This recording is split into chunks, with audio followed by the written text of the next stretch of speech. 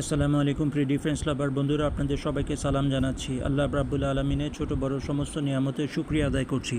দেখুন, আজ থেকে এখন থেকে নিয়ে পরপর 3টি ধারাবাহিক পর্বে বা 4টি ধারাবাহিক পর্বে কিছু জরুরি কথা বলবো যা আগে কখনো বলিনি।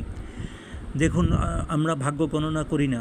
মাসুস ডিফেন্স ব্লগে আমরা ভাগ্য গণনা করি না।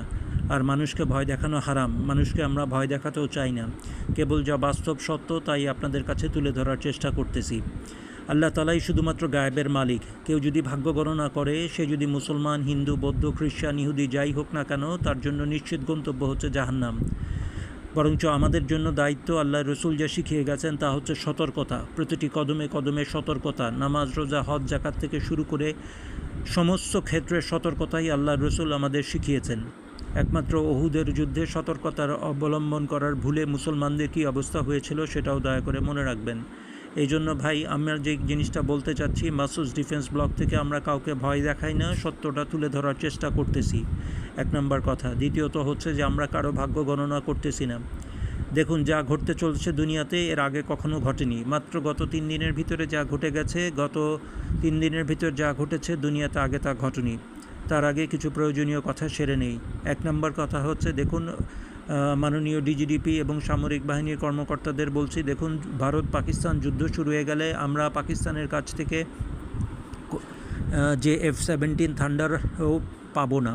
ভারত পাকিস্তান যুদ্ধ হয়ে গেলে যে থান্ডার ব্লক 3, যদিও এটা আমাদের প্রথম পছন্দ ছিল না, কিন্তু এটিও পাবো না।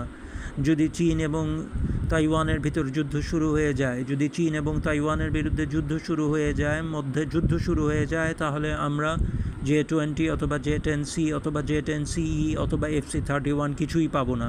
কাজে এখনই আমাদের সময় হয়েছে এগুলি নিয়ে চিন্তা করার।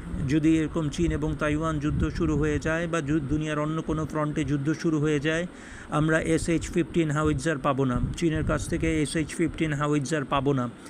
কাজেই এই মুহূর্তে মাননীয় ডিজিডিপি মহোদয় এবং সেনাবাহিনী, বিমান বাহিনী এবং নৌবাহিনীর সকল কর্মকর্তাকে বলছি, দয়া করে আজকে রাতেই অর্ডার নিশ্চিত করুন। দয়া করে আজকে রাতেই স্যার অর্ডার নিশ্চিত করুন। দয়া করে আজকে রাতেই স্যার অর্ডার নিশ্চিত করুন। তা না হলে স্যার ভবিষ্যতে ভবিষ্যতে অস্ত্রগুলি ডেলিভারি পাওয়ার হয়তো আমাদের সামনে সুযোগ থাকবে না। মারা যাওয়ার পর বিশেষ সতর্কতা অবলম্বন করে লাভ নেই, মুনকার নাকিরের সম্মুখীন হতেই হবে। মারা যাওয়ার পর বিশেষ সতর্কতা অবলম্বন করে কোনো লাভ নেই। স্যার দয়া করে মেহরবানি করে যত শীঘ্র সম্ভব অস্ত্রগুলির ডেলিভারি নিশ্চিত করুন। আজকেই অর্ডার দিন এবং যত দ্রুত সম্ভব, দরকার হলে লিজ ভিত্তিতে হলেও কিছু অস্ত্র দেশে নিয়ে আসুন, কিছু বিমান দেশে নিয়ে আসুন।